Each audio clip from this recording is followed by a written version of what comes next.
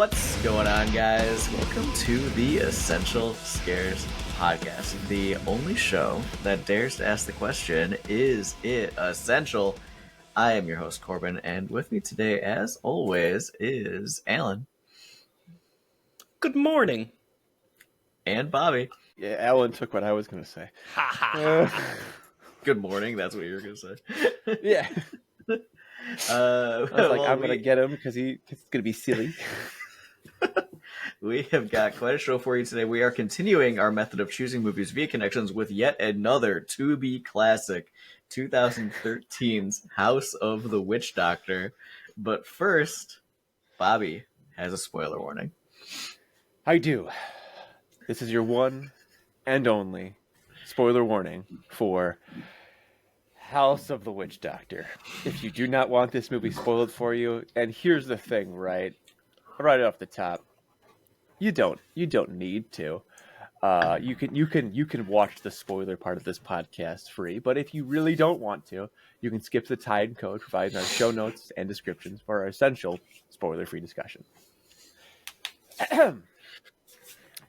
Gentlemen, as you no doubt know in our behind-the-scenes talk, I had thought that I was doing a little case of revenge. We had been watching a lot of movies that I considered to be bad, poor, and just all around not for me. And I thought, you know what? I will make them suffer by picking a movie that looks so bad that we will all learn that we should go back to trying to find good movies to watch. Little did I know that I was like Icarus flying too close to the sun, my wax wings melting off me as I fell into Earth. And this movie is equal parts horribly written, horribly shot, horribly directed, horribly acted, and mean-spirited. Alan. Now, listeners, I want you to imagine, all right? I want you to imagine with me, all right? Imagine a Stephen King villain. Every trope of a Stephen King villain. All of them. Racist, homophobic, big, every bit. Throws all sorts of slurs around so that you know this is the bad guy. Now, you've got that context. Now imagine there is none of the interesting plot, none of the interesting writing, none of the ideas of King that then make you go, okay, there's something here to work. All of that is gone. It's just the awful aspects of how Stephen King writes villains. That's our villains in this movie. And they're twice there the rape. with twice the rape. I don't know, man. Some of Stephen King stuff gets pretty I know. Yeah. I know what I said. I'm still holding on to that. Okay. So this film, a girl brings her friends back to midsummer them, and it's a poorly attempt at doing it, and it's bad, and I don't care enough to give this movie the time of day. It's the most obvious plot you're ever going to see of these kids are going to die horrible deaths, and you don't get to see them because why would this movie actually give you the satisfaction of showing you something interesting? There's two bad guys. They are rapists. It's literally that plain and terrible. There's 5 bad guys, really. Well, I guess. They're I also think that, meth. They well, are. I mean, yeah, they're doing cocaine, sir. No, they're they're doing doing ice, meth. meth. Oh, Yeah. you're right. They do say ice. Yeah. Yep. I think They're on meth the whole time. they mentioned cocaine because they bring up other drugs are brought up, but they don't do the other ones. Honestly, like this movie was so strange to me because it felt like it was going for like 2 or 3 different things, and then like kind of it just didn't really accomplish any of those things. But like there's this overarching element of like, is this movie made by someone who wanted to do a Last House on the Left, but like a little bit different, And then there was an element of like, is this a movie about bad people running into worse people, which like can be very interesting. And both of those are ideas that have been done and done really well. And then this movie didn't. And it's just strange how there ended up being like no redeeming quality to the film, almost at all. Except maybe the last like half an hour, Bill Moseley's performance, he ate it up. He was so overacting. Well, it was very funny because he's like the most white guy ever talking about like Louisiana and voodoo. It's just he's the witch doctor. I went down to Chile and like Yep. And we're just making our small little town better by sacrificing to get the demon spirit of whoever to do the thing. Yeah, well, and that's the other thing, right? There's the third element, right? Is that there's this level of like we're trying to summon a demon, but like for what reason? What does the demon do? Why do we keep trying every single year? They've already got prosperity. Why do they need a demon now? Why only on this day? Why can't we summon the demon tomorrow? Why do we have to wait until next year? Like, what's like that whole plot line is like so they clearly wanted to lean on it for the final act, but like it's still so underdeveloped despite taking up like 35 minutes of this 87-minute runtime. And to think, if they just cut one of the rape scenes, we might have gotten all of that information. Just one. They're so long, you easily could have described to me everything. The excessive. Listen, wait. Before we get anywhere, the first thing I really want to say is, gentlemen, sincerely, I'm sorry. I accept your apology. Sincerely, I'm sorry. I thought, this would be bad. I had no idea how bad this movie would be. Over the last almost 3 years, 2.5 years that we've been doing this show, Bobby has been trying, I would say desperately and successfully, to not choose movies with sexual assault elements. And then he finally did it. He did it to himself with 2 times. The worst. The fucking worst. I fucking hate essay in movies because it's never done well. It is always done mean-spiritedly. And this was absolutely there's like they didn't even try to add anything to the plot with it. Like it was just something that happens twice. It's the bad aspects of Stephen King writing. These people are bad because they do rape. Yeah. It's so bad, so man. terrible. It's so because there are things that like Berserk. Berserk is a really good, and like a lot of stuff that like leans on Berserk and like does like that type of thing well. The manga, like there is ways to do sexual assault in a way that is like because it leans into the trauma and it leads into like meaningful. I think is a good word to use. Yes. This movie does not do that at all. Like, it's uncomfortable to watch, and then you feel nothing but just icky feelings afterwards.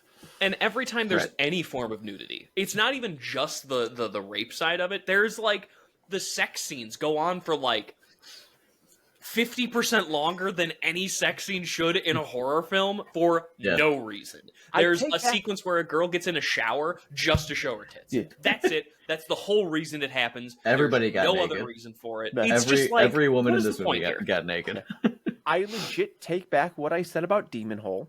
I can see why somebody would take their shirt off in Demon Hole. I cannot see you reading this script and even just deciding to be a part of this movie, let alone being like, yeah, sure, I'll show my boobs. Like, I mean, this is like, with the exception of the actors that play the Van Houten parents, this movie is filled with nobodies and crewed by nobodies, right? So like this, like it is kind of just one of those movies. Like, I'm sure that a lot of people were trying to break in or just get a gig, and sometimes you gotta take what you can take, you know. So it was the Christian girl was the villain in Demon Hole, right? Mm-hmm. So we like that's how we got here, and she was nobody in both. Yeah. I would like to point out a line in this film. Oh, sure. An actual human being wrote this line and said, I need you to say it in this way in the script. Are you ready for this, boys? Yes. I've got a few, so let's see if Let's get high and fuck these bitches. Oh, okay. That's a real line. Yep. An actual human being wrote that. I just want to really stress, that's the caliber of writing we're dealing with here. Okay? It is, and on top of that, Whenever anything is going on, this is the most stream of consciousness dialogue I think I've seen in a movie in a long time. They're just like, we're going to do this now because I think that this is bad. Like, another good one. No one rapes my friend, scumbag. Like, what is this? What is this dialogue? What about when they break into the house and they're running away, and I forget who says this, but one of the women in the movie, she's like trying to alert people that this has happened, and she describes the people that broke into the house by saying they look like criminals. Had that line written down. They actually tried really hard. Is it? Yeah. Oh, is it from the diner scene? It's in the diner scene. Yeah, they look like criminals to the cop. Yeah, and it's like that's a very good descriptor of these people. Yeah, thank you. I mean, first of all, one of them. I mean, yeah, kind of right.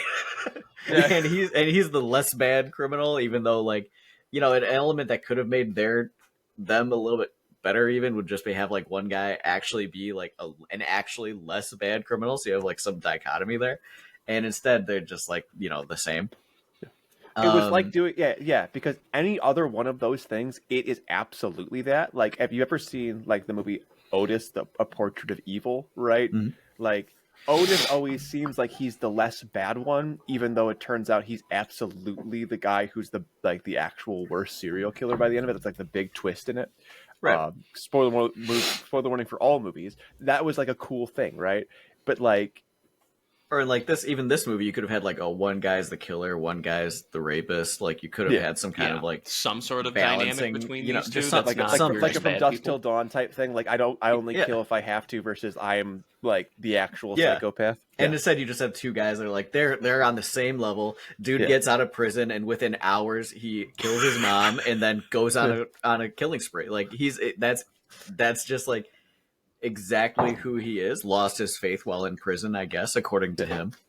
But at the same time, he clearly went to prison for these exact nefarious deeds, because as soon as he gets out, his old partner is calling him on the phone, you ready to get back into business? You want to go shoot some and he's some girls? Yes, I do. I've been waiting for this. Dude, I've been waiting years. Okay, so this is another funny bit, and I don't know. And there's been a couple. This movie is so bad that I think it's hard not to have Alan moments in this movie. Oh, thank you. I have a few. But the first one that I definitely noticed. No, that's actually not the first. But the first one that comes to my mind when I think about it is they should never give a guy who's got real tattoos pen drawn fake tattoos. Straight up Okay, it's good that you have tattoos, but we need to add on. We need a couple of specific ones. yeah, and it's it does not look good. It does not at all You're only gonna have your shirt off for 2 scenes. We'll film them on the same day, so just sit down real quick. Yeah, and it's actually going to be in the same house we rented for the other shoot, and don't worry about it. I also loved how. Definitely not the same house that his mother is in. It looks like a little mansion room, for sure. Yeah. Well, they only used 4 rooms of that giant house, so who cares? The giant house that I can't tell you the layout of it because it's shot so erratically that it's just I don't know how any of this connects to anything, and not in the Stanley Kubrick good this is confusing way. In the I have no idea the layout of this place because. What is the cinematography? No. Of this film? No, the Stanley Kubrick good confusing way. There is a layout to the house. People to the Overlook Hotel. People have broken it down. It's the whole thing about it's an impossible place to live for because it's haunted. This is where the fuck is everybody? Because he's oh, she's upstairs. Is she upstairs? There's only one place that you kind of know, and it's the basement is right in front of the front door. Yeah. Well, and on top of that, all of everything going on in this house, it's loud with massive ceilings. You're gonna hear every little thing going on. For sure. When the 2 people sneak off to have sex, the moment that they get to the house, everyone in the house is gonna hear that. It's a huge open house with hardwood floors and no carpet. There is no sound dampening anywhere in this place. It's and then it's all tile all the time. Yeah. Exactly. I also really love just how poor the special effects are in this film. The gunshot effect and sounds are some of the worst I've ever seen in a movie. They are so hilariously bad. It goes all the way around from this is so bad it's bad to it's so bad it's good, back to it's just bad. It does the full circle in the half a second that the gunshot occurs. It's insane. It's my Valve favorite sound pack. Yeah. My favorite gun moment is when the lead villain, I guess I'll call him. I don't even remember what his name is. I couldn't tell what his name is. You know, he gets out of jail. He goes out with his buddy. And the first thing they do is go and buy meth, right? And they go into the dealer's garage, and then he ends up killing the dealer, right? With the gun that he stole from the dealer. And the way that he shoots the gun is like, dude's never fired a gun ever. Yes. You're telling me you are a seasoned criminal? It's like first-person shooter. Yeah. Like the recoil is straight back. He's doing. It's like, what is happening? It's literally like a 1930s silent film villain, just being like, he's doing the Han Solo pose shoot. Like, it's crazy. That was my only moment, I think, of like truly being taken out of it, because it's just like, what just happened? What did I just watch? Second one for me, and this is no offense to our short king Corbin here. The buff guy, far too short to ever have played college basketball. The dude's like 5'6". Oh, absolutely. He's like, why I played a little college ball. Why was that the sport? Like the sport that he plays is not an element at all. He could have just been put him in, make him a wrestler, or like like there's so many things he could have done. Yeah, but they made it basketball, and it makes no fucking sense. It's like, no, dude. Like the nerd guy, he could have been like, oh yeah, actually I do. Like it could have been like an interesting thing. Like, I'm not interested in it. I played it in college. I'm kind of done with it. Oh, cool. Like you become even more uninteresting Christian man. But like, right. Like you could have even. Well, that's what Scripture says. Okay. Yeah. Yes. Yep. You don't actually have to have premarital sex. Like, I also they love can just stay how... the weekend together. Wouldn't that be nice? I love how when they finally like flip the tables on the bad guys, and the one girl has a metal bat, hits the guy, has him on the ground, and then just runs away. It's like, what? You can or the same, the like man. You have a metal the same bat. With the other chick, right? So after her boyfriend, after the boyfriend comes in, stabs the guy, misses, and instead of like stabbing again, he's like goes for the choke out and then gets killed. And then his girlfriend hits him on the head with the lamp and is in a clear position to finish him off, and just runs away.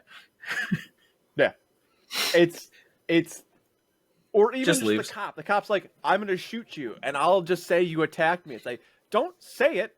Just do it. Do it. Like, that sounds like a great plan. Kill that guy.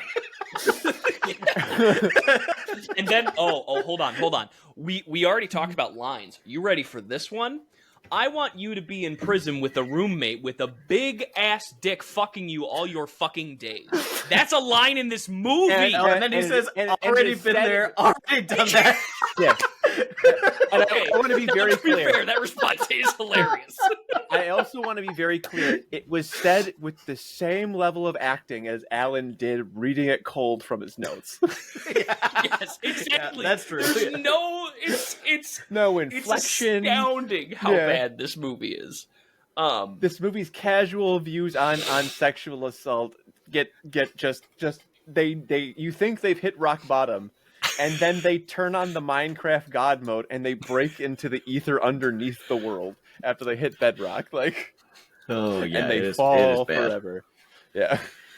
It's now the one thing I will give this film, the very end, when the daughter is leaving to go back to college to try and re-midsummer some people.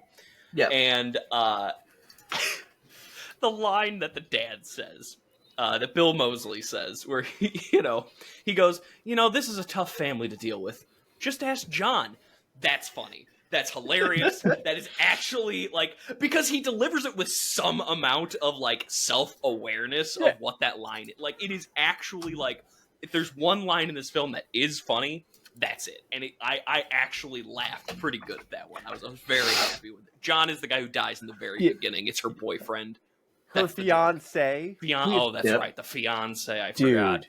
I think my favorite line from the very end, real quick, since we're on the very end, is the wife is talking to Bill Moseley, right? The mom. And she says, "Oh, I love you. That's why I married you."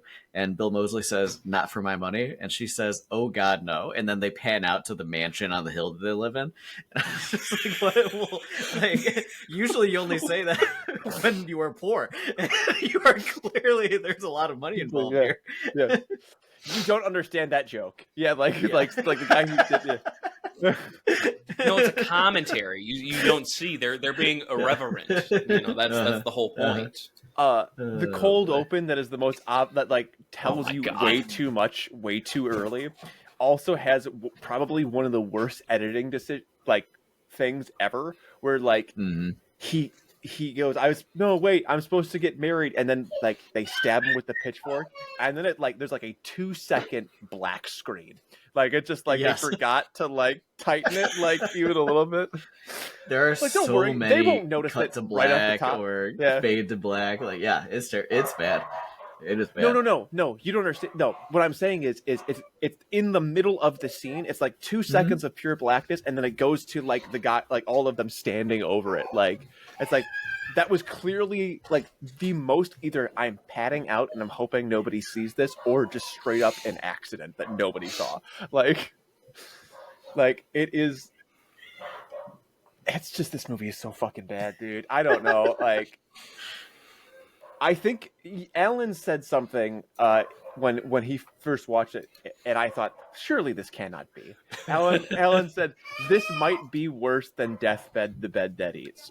And I thought, there's no way professional actor Bill Moseley, who is, without a doubt, the shining beacon on a hill in this dog shit movie, would sign on for a movie like this. Also, the girl, the lady who plays the mom of the Firefly family in The Devil's Rejects is also the mom in this movie. So it's like she's pretty good. She's not that good in this movie. She's just not that good in this movie. Didn't do anything. Yeah, she's barely in it. Didn't she have doesn't anything say to anything. do. Yeah.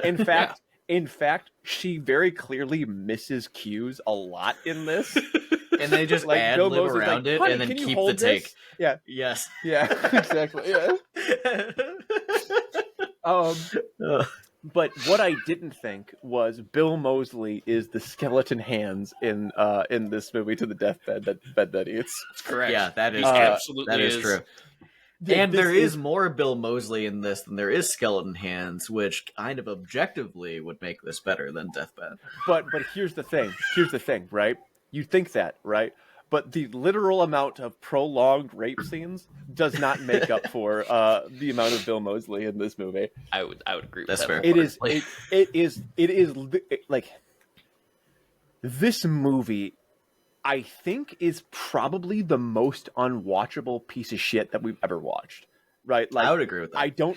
I will never watch this movie again. No, there's no reality. This is on the very short list of movies we've done where I would definitely never watch it again. Yeah. No, yeah. I think in all honesty, maybe the only movie. Yeah, that's what I'm gonna say. Like it's like that in it's I that would watch in Deathbed the again just for the hands. Yeah, I would do it. Oh, I'd watch Deathbed again. Yeah, for sure. Deathbed has some it's actually really like there's parts of it. None of it's good, but parts of it are really interesting. Like it's and it is in a bad way, but like yeah. Exactly. This is not. But like I think this. And for different reasons, probably the Resident Evil live action show are probably the two things that I would never watch again. I might even watch Panam Stam again. I would absolutely just watch for the Panam memes. Stam again. I'd watch Panam Stam again for sure. Yeah. But yeah, this is probably. I think we're all in agreement that this is probably all three of us. We would never watch this movie again. Yeah, no, I will not. Yeah. There's no reality in which I ever watch this again. The fact that this actually has a better score than Demon Hole is that's shocking to me. Yeah. Yeah, but Demon Hole has some like actual reviews, doesn't it? And this doesn't. No, I don't know because Demon Hole is a 3.5 on IMDb and this has a 4.2.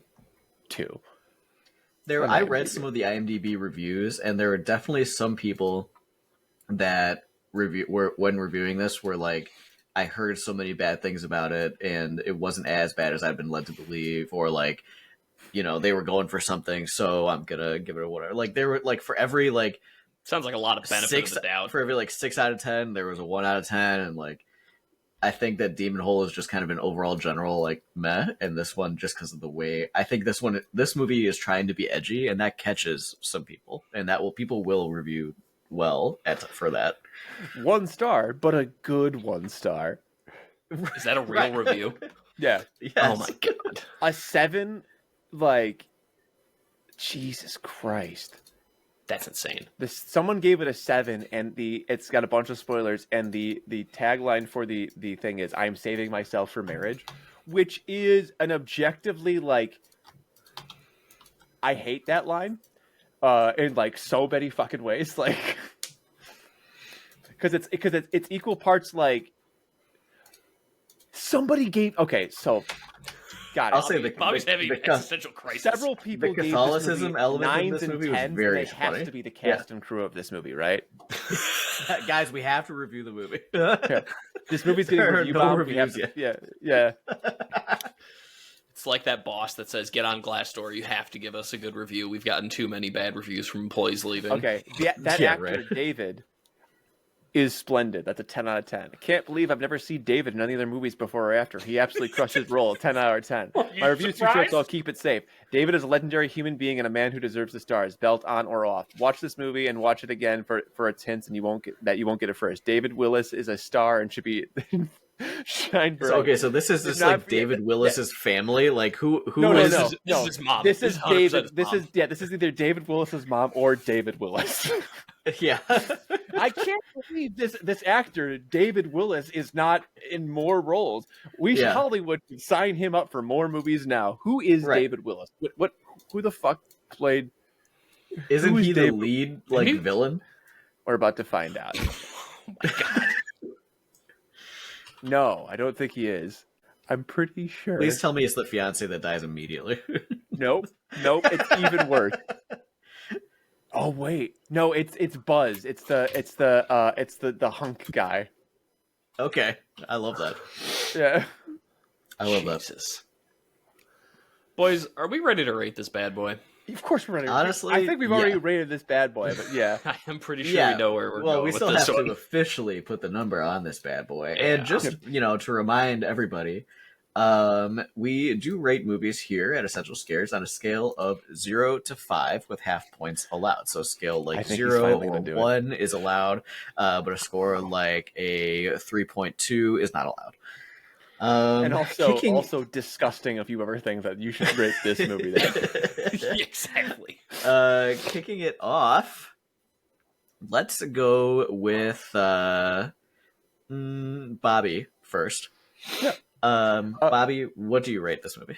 Yeah, so I actually think that retroactively, I need to forgive all 0 out of 5 movies that I've given before. I did not know what depths we could sink to. You never know where the bottom is till you get there. Yeah, now that I've hit my rock bottom, I realize I need help. And help. I need that that Spotless Mind movie. I need that machine that makes the memories go away. Oh my god. It's like the antithesis of, I wish I could experience this again. I want to never know I ever experienced this. Yeah, I just need it to go away. I'm a worse person for watching this movie. That's probably objectively true. Yeah, this movie is the most confident 0 out of 5 I could ever be. Like I said, I'm absolutely willing on episode 200 or 150 next time we do an update on reviews, retroactively giving all zeros besides this at 0.5. I'm fine doing that because that's just how low the bar has now been set for a 0. So yeah, 0 out of 5, easy peasy. Like, but that actor David Willis, he's a why isn't he worse stuff? Yeah. In all honesty, he made this movie a 100 out of 10. So okay. I'll go next, or do you want to take it, Corbin? No, you can go next. That's fine. I was wrong about Deathbed. Deathbed's not a 0. Deathbed's a 0.5 because this is a 0. I'm 100% in agreement with Bobby. This is the biggest piece of shit I've ever seen in my life. This movie is mean-spirited in every way that it could be and has almost zero redeeming qualities. I mentioned the Stephen King writing without any of the quality. Like, it's just so atrocious. It doesn't do a damn thing at all. 0. Okay. Will he do it? Well, unlike you guys, no, yeah, Bobby, yeah. I will not be giving this movie a 0. I've never rated a 0, and I honestly don't intend on rating a 0 ever. But I will give this a 0.5 for Bill Moseley alone. I think it's worth a half point. There were some things that did end up enjoyable in the very end. I think if the rest of the movie was as hokey as like the cult demon parts, this could have been an immensely enjoyable to be original. And instead it wasn't. It was largely terrible. But 0.5, I'll never watch it again. This enters into the ranks for Corbin with Resident Evil from 2022 and Deathbed for a 0.5. So it is the depths of despair and disparity. And I want to make it very, very clear. Did I give Resident Evil 2022 a 0.5?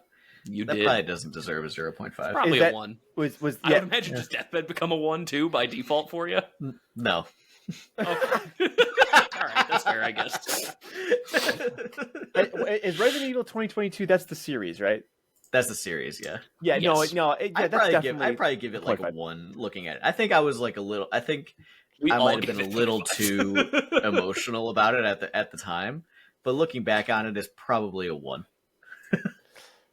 I don't know, man. I think you were right. I think like that like these two are like in their own way pretty bad. It's like is Resident Evil 2022 as bad as this movie? No, but it's a lot longer. So like yeah, in its own really ways, long. it is like it's pretty bad. Like, but hey, speaking of the 2 worst pieces of dog shit that we ever reviewed on this film, we're now entering the spoiler-free section where we decide whether or not this movie is essential or not to horror as a whole.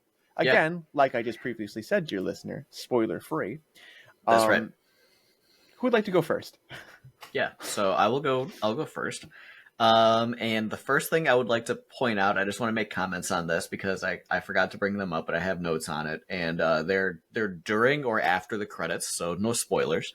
I just wanted to make a quick comment on the credits music choice of the Great Value Rob Zombie track, whatever that was.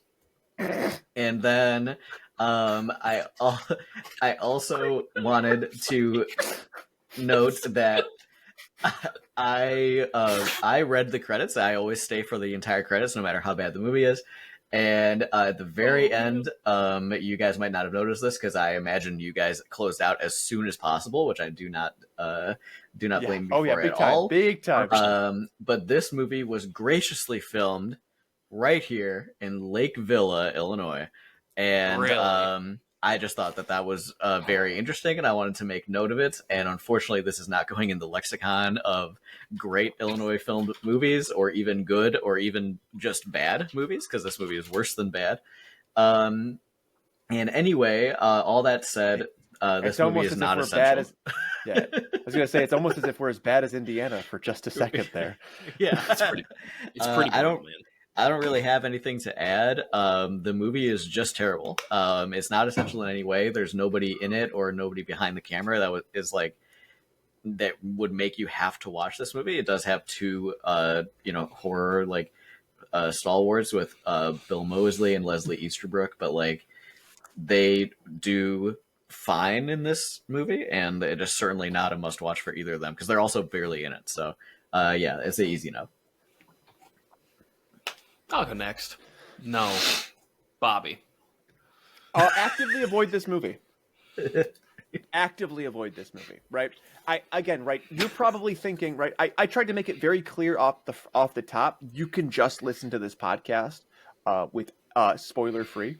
Like, you can listen to the spoiler version of this cast because we make fun. Listening us trash this movie is a million times better than even just watching this movie. It's bad. You shouldn't watch it. You should actively avoid it. We're actually doing the world a disservice by reviewing it, to be completely honest, because we're giving this thing energy. Yeah. Director, writer Devin Mikolas, you probably should not have put your name in the opening credits twice because you seem to be far too proud of literally maybe the worst thing put on film that was done with actors and not true gore snuff type shit. So no, it's not essential. And if it was ever essential, it's only in the way that it's an essential thing that you should never, ever, ever, ever, ever see. It's like the most unessential movie. It's like it is an eldritch horror. It is a thing that should not be. No. And you know what sucks for us? Much like an eldritch horror, we can never unsee or unknow that this exists. We're going to go the rest of our days knowing there is a piece of shit movie so atrocious that it's just going to be there. Yeah. We're going to have this as a point of compare. I guess the one positive for us going forward, though, is we have a phenomenal point of comparison. Yeah. Because is it worse than House of the Witchdoctor? Yeah. Is like... If it's worse than that, I don't know. I don't know what movie is that. That's not just like pure snuff. Yeah. Like in the dark corners of our room late at night, we will see Bill Moseley standing there. No, we'll see Buzz standing there with just the knife. You mean David Willis, who is a fantastic actor? That guy should be in more stuff. Why isn't he out? So yeah. Well, speaking of David Willis's narcissistic tendencies, what are your handles? Where can we find you? What have you guys been up to? Yeah. You can find me at twitch.tv/theredweenie. I have not been on Twitch at all. I am very much not online as of late, which is fine. What have I been up to? Been playing some WoW Classic, which is really fun for me. I actually did just finish a couple. I think this is the first time since we've talked. No, that's not true. But yeah, since I've read the Scarlet Gospels, which is a Clive Barker book. It is the It is the canonical Clive Barker conclusion to the Hellraiser series. Is it better than the movies? Yes and no. It combines like one of his other favorite characters, Harry D'Amour, who is like with Pinhead, and it's a lot. I don't think that this is a big spoiler because this happens right in the beginning. It combines it with the Judeo-Christian version of hell, so it's very kind of. It's a little bit. I would say honestly, it's a little bit messy, and it kind of takes some of the eldritch mystique, but it is definitely very gory and very like descriptive in those types of ways, and very like ultra violence type stuff. So if you like that, you might like this. It was fine. It was okay. It's probably not his best work, but just fine. But other than that, I don't know. Have I told you guys about this game Fear and Hunger that I've been playing? You've mentioned it. You've mentioned it a couple of times. Yeah. Okay, yeah. So I've also been playing this game Fear and Hunger. It is it's a game that was made in RPG Maker. It is a survival horror immersive sim roguelike. And it is, in all honesty, one of the cruelest and scariest games I've ever played. Especially if you like existential and eldritch horror. It's like a fantasy setting, but it is very, very cool. In all honesty, again, we've talked a lot about in this episodes about SA and like it not being done impactfully. This game does a lot of that stuff, and the impact is a little bit more there. And I think it is done in a way that the cruelty is the point, but also it's also kind of done, I would argue, well. So I guess I would say, are you playing the first or the second one? I have not played Termina yet. Because I haven't beaten this, because it is a roguelike. So like you will die a lot in this, and you have to start over, and like so. What's the I name haven't again? even gotten Fear and Hunger. It kind of looks like Darkest Dungeon, but if Darkest Dungeon was like, let's turn up everything to 12. Yeah, it's very, very cool. I have been told that I have only gotten to about the halfway point of the game, and I've sunk some time into it. So that is also this does look like if you Darkest don't Dungeon. like any of that, like if you're not a fan of any of like again, right, depictions of sexual assault and stuff like that, there is a mod that removes all of the stuff that is that type of stuff, and I still think the game is just as good. From what I've been told, it's just like if you're willing to handle that kind of stuff, go for it. If not, get the mod. But yeah, really good, really fun. It got kind of a bit of hype because a bunch of streamers started playing it, and I was like, "Oh, cool! That sounds fun." And so I watched about like Super Eye Patch Wolf, which was like a very big YouTuber. I got that video recommended to me. I watched about 3 minutes of that video, and I'm like, "Yeah, I'm sold." And it's like $9 on Steam. So yeah, Cool. That's it. Twitch.tv/TheRedWitty. Nice. You or me, Corbin? You. Okay. You can find me at a seal punter just about anywhere. I have been hell diving. Let me tell you, boys, we need your help. All right? The race of automatons are destroying our boys. We need to bring freedom to the galaxy. And I do not have enough players, okay? The servers have been cleared. The AFK players have been cleared. We need your help on the front lines, okay? We're dying out here. The bugs, not a problem. We can handle them. Go to the robots. Fuck the bugs. All right. Patriotism aside, what a phenomenal video game Helldivers 2 is. You need to understand, a live service that has had this many server instabilities is almost always dead on arrival. This game is so fun and good that it manages to get around that problem entirely. That's the scene I want to set for you. This game, at max players on the first one was 10,000 concurrent. There were 455,000 people playing this game on Steam alone, not including the PlayStation 5 players. Massive game for Arrowhead. It is phenomenal. I cannot begin to explain to you how much fun it is and just how ridiculous the situations that this game puts you in. You know, you think everything's going well, and then out of nowhere, a bot drop comes in, and now you've got 2 big guys and 30 little dudes in your face. Oh, and then there's also an artillery going off. I have never had so much fun killing my teammates, and I've never had so much fun being killed by teammates in a video game. It's phenomenal.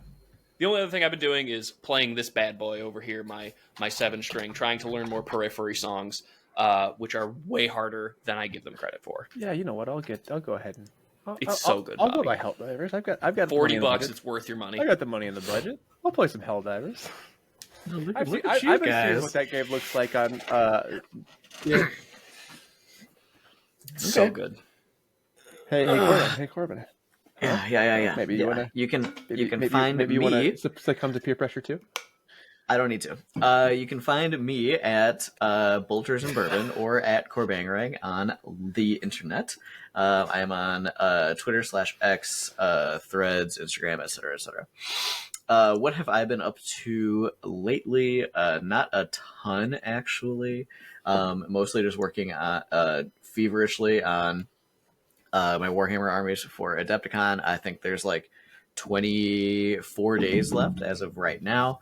I am on target, so not worried, but it's going to be one of those things where everything comes together at the last moment.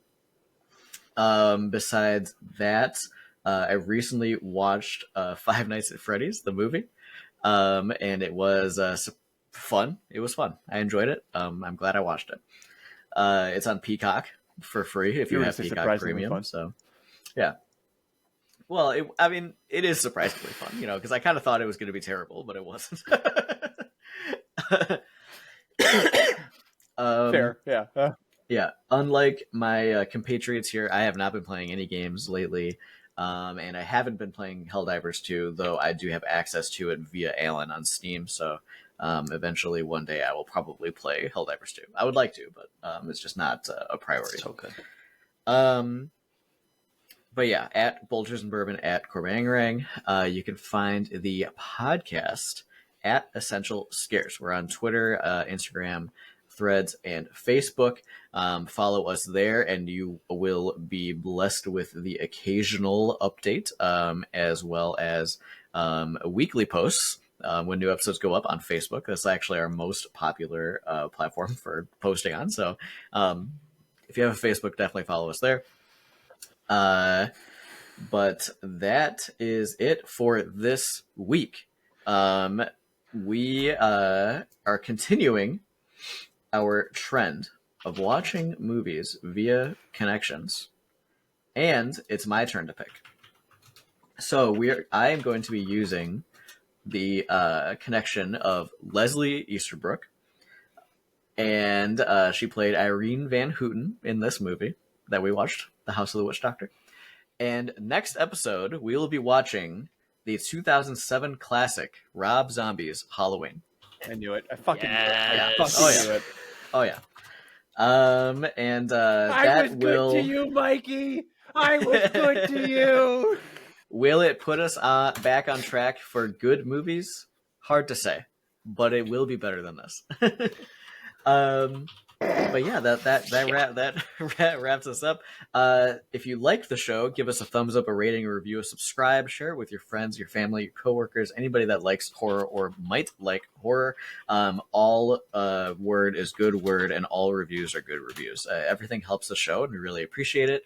If you like the YouTube show, definitely make sure you subscribe. If you're not subscribed on YouTube, please do so anyway. We're really close to getting a custom URL, which would be really dope. And that is that. So thank you to everybody for watching and listening this week. Thank you so much to Alan and Bobby for being on the show with me. I have been your host, Corbin, and this has been Essential Scares. You know what? Don't play that right now.